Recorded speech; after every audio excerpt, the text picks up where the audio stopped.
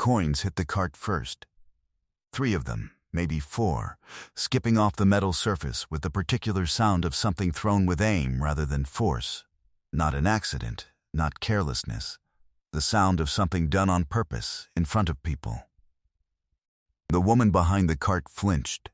She could not help it. Her hands went to the edge of the cart and she looked down at the coins, and then she looked up, and what was on her face was not surprise. She had seen this before. She knew the face it came from. 6 feet away, still holding a half-eaten tamale he had not paid for, a man in his mid-20s laughed. His friends laughed too. The woman reached for the coins. Her hands were trembling. The man said something, loud enough for the block to hear, loud enough to be the kind of sentence that follows a person home, and laughed again, and turned to walk away, and did not once look at the man standing on the other side of the cart, who had been in the middle of paying for his coffee when the coins landed, and who had not moved, and had not spoken, and was watching all of this with the kind of stillness that is not the same thing as patience. What happened next was not loud. It did not need to be. The Saturday market on DeKalb Avenue in Atlanta set up at 7 in the morning and ran until 2 in the afternoon. And it occupied 4 blocks of the street in the old Fourth Ward neighborhood with the particular organized energy of something that had been doing this long enough to have a system.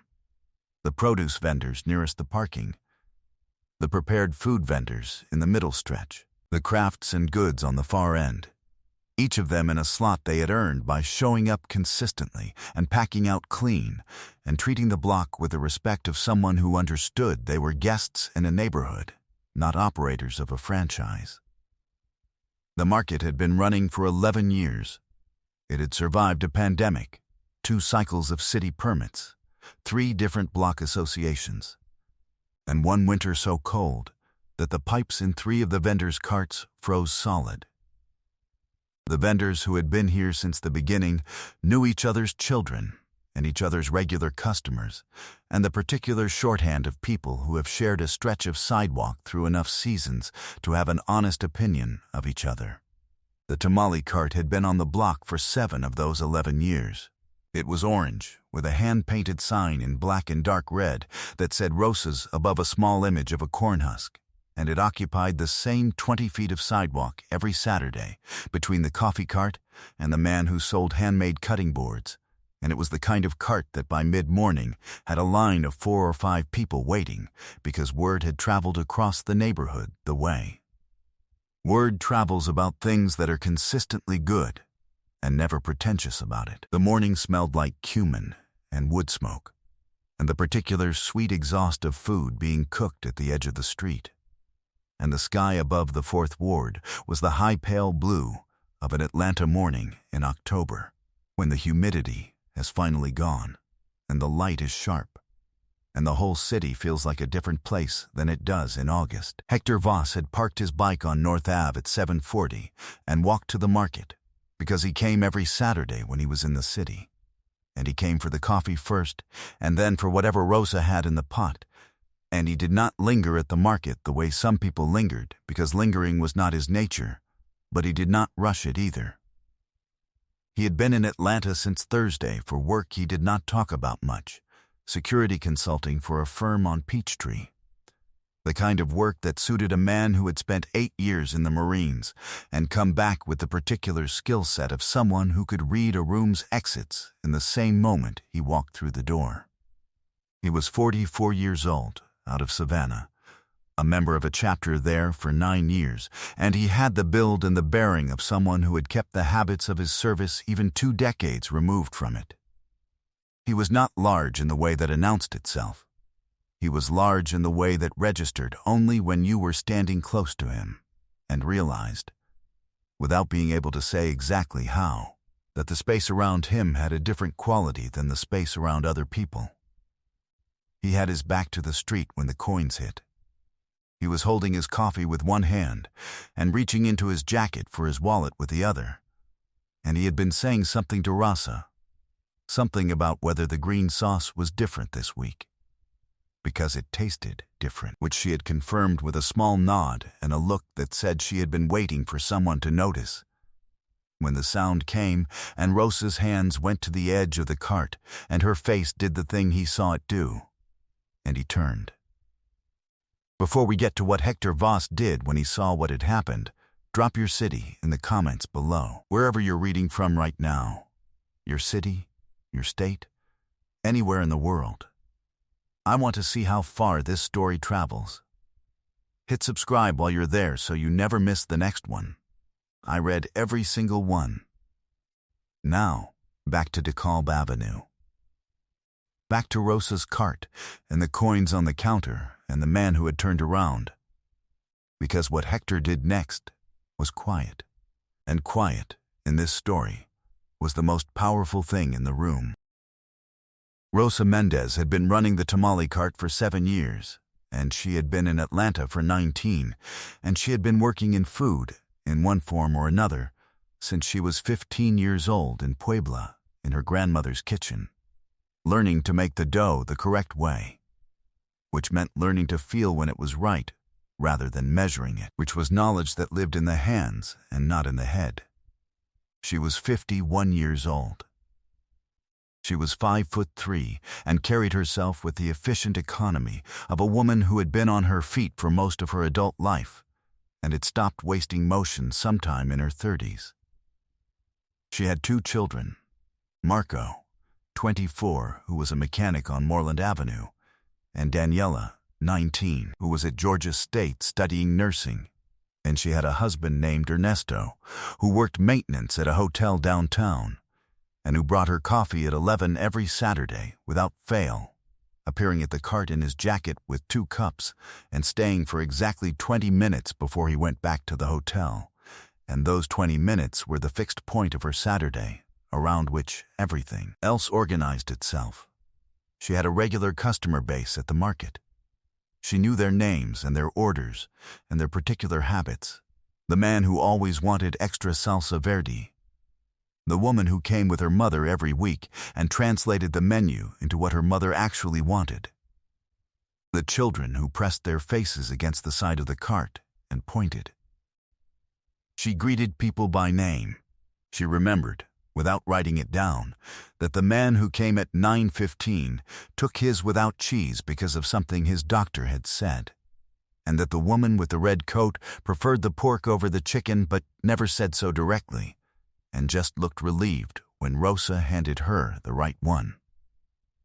She had built the route to the market into the same kind of habit she built into everything. The cart loaded the night before, the cooler packed in a specific order so nothing shifted on the drive. The setup sequence on DeKalb run the same way each Saturday until it was muscle memory and not thought. She had not taken a Saturday off in 3 years. Not for weather. Not for the minor ankle sprain she got in February loading the van. Not for the Saturday after Daniela's graduation when she had been up until 2 in the morning and had driven to the market on 4 hours of sleep. Because the regulars would come, and she did not want them to find a gap in the row where the orange cart was supposed to be. She was not invisible to the people who knew her. She was entirely invisible to the people who did not. The young man who threw the coins had come to the cart 3 weeks earlier and asked for 2 tamales and argued about the price, and then eaten both before walking away without paying, and when Rosa had said something he had looked at her with the particular look of someone who has decided in advance that certain people's objections do not require a response. She had not seen him since. She had thought, without much hope, that she might not see him again. He had come back with 3 friends.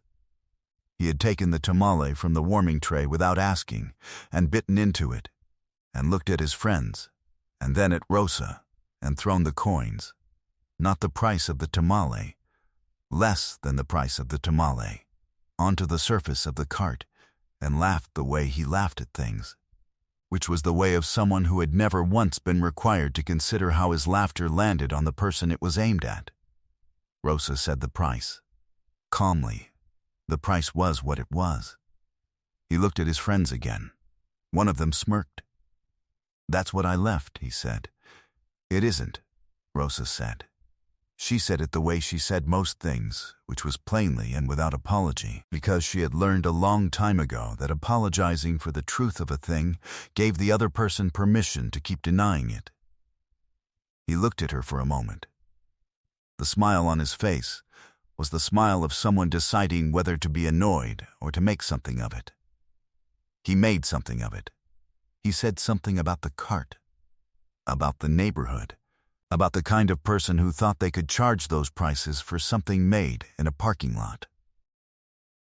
He said it in the tone of a man performing for his friends, not genuinely angry, just loud, just willing to be loud, because loudness had always worked before, and the street on a Saturday morning had seemed to him like a stage with no consequences. 6 witnesses were within earshot on that stretch of sidewalk. The man at the cutting board cart looked at his boards. The woman waiting behind Hector at Rosa's cart took a small step back. 2 people across the street looked, and then looked at their phones. A teenager on the corner went still. 6 people watched. 6 people looked away. Rosa reached for the coins. Her hands were trembling. She had bills to pay, and a cart to pack out, and Ernesto coming at 11 and a Saturday that had been going well until 30 seconds ago, and the trembling was not fear exactly. It was the particular trembling of someone absorbing an injustice that they do not have the luxury of refusing to absorb. Because refusing costs more than bearing it does, and she knew this, had always known this, and the knowing was the hardest part. She picked up the coins. She looked up. And Hector Voss was no longer on her side of the cart. He hadn't announced it. He hadn't said a word. He had set his coffee on the cart surface, carefully, so it would not tip, and he had turned and he had walked with the unhurried ground covering pace of a man who had already decided what was going to happen next, and saw no reason to perform the deciding. He stopped in front of the young man, not close enough to be aggressive, close enough to be unavoidable. The young man looked up from his friends and saw Hector, and the laughter went out of him, the way laughter goes out when something in the room has changed and the brain is not caught up yet to exactly what. Hector looked at him for a moment. "Go back to the cart," Hector said. It was 5 words. He said them at the volume of someone having a conversation at a lunch table. Not loud, not hard, just present and utterly without doubt. "Excuse me?" the young man said. He said it with the reflex of someone who had always found that 2 words were enough to make a problem go away. "You owe her for the tamale," Hector said. "Go back. Pay for it." "I left money," the young man said. "You left less than it costs," Hector said. "And you threw it." The young man looked at his friends. His friends had gone quiet. They were doing the calculation that his confidence had prevented him from doing earlier, which was looking at Hector Voss standing in front of them and adding up what they were looking at: the cut, the size, the total absence of anything in his face that suggested he had a limit he was close to reaching. "You need to mind your business," the young man said. "This is my business," Hector said. "She's my business." He said it simply, not as a challenge, as a fact.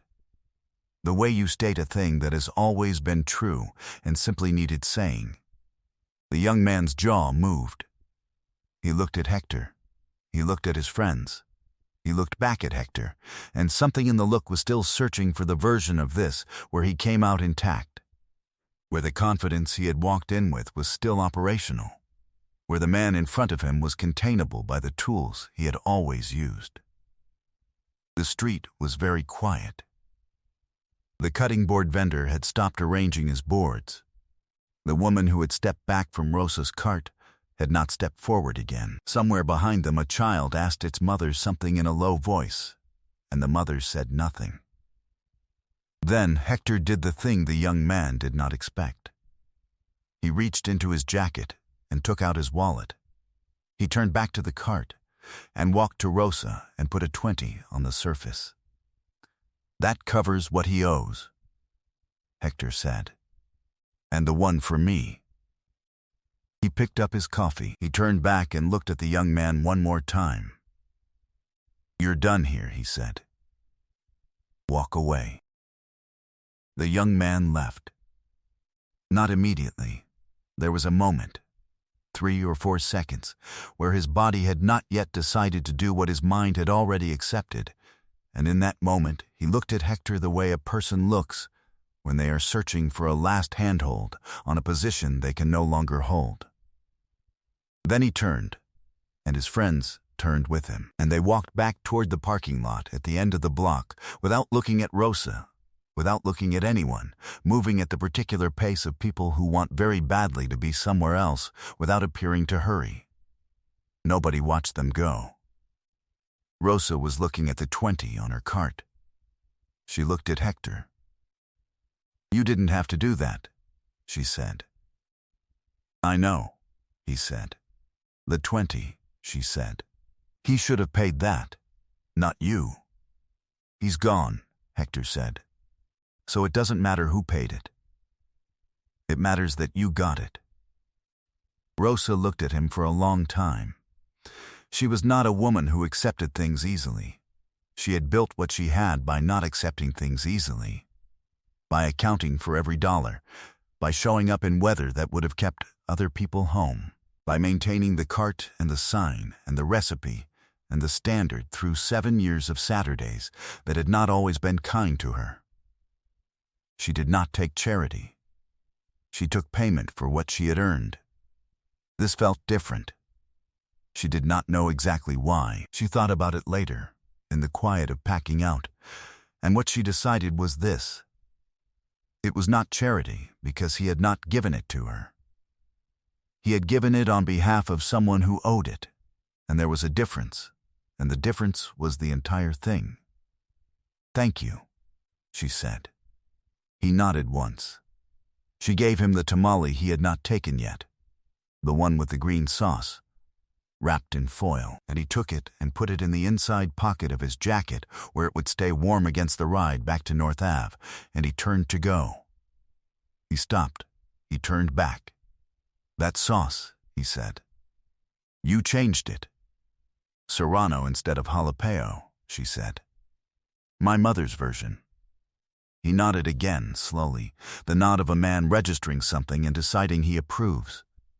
"Don't change it back," he said. He left. The market continued, as markets do. The next customer came to the cart. Then the next. And by 9:15 the man without cheese had arrived, and Rosa was in the rhythm of the morning again. The rhythm that was its own answer to the things that tried to interrupt it. The cutting board vendor stopped by at 10 and said, "I should have said something." Rosa told him, "You're saying it now." He bought 2 tamales, and she charged him the full price, and they both understood that the transaction meant something beyond the transaction, which was how most things worked on that block after 7 years of Saturdays. Ernesto came at 11 with the coffee, and Rosa told him what had happened, and he listened the way he listened, which was all the way through, without speaking. And when she was done, he put his hand over hers on the edge of the cart for a moment. "That man," he said. "The biker. Do you know his name?" "Hector," she said. "Hector," Ernesto said. He said it the way you say the name of someone you are deciding to remember. Hector Voss was back on the highway by 9:30, heading south on 85 toward Savannah, with the last of the morning coolness still in the air, and the tamale eaten, and the green sauce exactly right, and the city falling away behind him in his mirrors. He did not think about what he had done as something that required thought. He had been standing beside a woman when something happened to her, and he had responded to what happened, and then the morning had continued. He had been raised by a woman who ran a fruit stand on Bay Street in Savannah for 22 years. He had stood behind that stand after school and on Saturdays, and he had watched the people who treated her like a person and the people who treated her like a service, and he had learned the difference in his body before he could have named it in words. He was not conscious of drawing on this when he stepped away from Rosa's cart. He did not make the connection until he was already on the highway, and the connection arrived, as those things do, without being summoned. He rode the rest of the way in the particular quiet of a man who has done the small thing correctly and does not need it to be anything larger than it was. The tamale wrapper was in his saddlebag. He was going to throw it away when he stopped for gas. He forgot, and it stayed there for 2 weeks, and every time he opened the bag he remembered the green sauce, the way it was different from before. The way different can be better if you let it. Most people see a street vendor targeted by someone with more confidence than decency, and they do one of the things that the 6 witnesses on that sidewalk did. They look at their phones. They step back. They find something else to attend to. Not because they are bad people, because the calculus of intervention is always tilted toward the person doing the harm, and most people have learned this well enough that the tilt stops them before they have finished deciding. The quiet biker buying from her had not finished his transaction yet. He had not paid. He owed her something, and that meant she was his business, and that meant the man who interrupted that transaction was also his business. He didn't shout. He didn't threaten. He set his coffee down and turned around and said 5 words at the volume of a lunch table, and paid a 20 that came back to him in the form of a tamale with a better green sauce than the week before. That is not a complicated story. That is a man remembering who raised him, without knowing he is remembering. Some lessons live in the body long after the teacher is gone. If this story reached you, if you believe that standing beside someone who is being diminished is the simplest form of human decency, share it with someone who needs to hear it today. Subscribe so you never miss the next one. And drop a comment below. Was there someone who showed you what it looked like to stand up for a stranger? Tell me about them. I read every single one.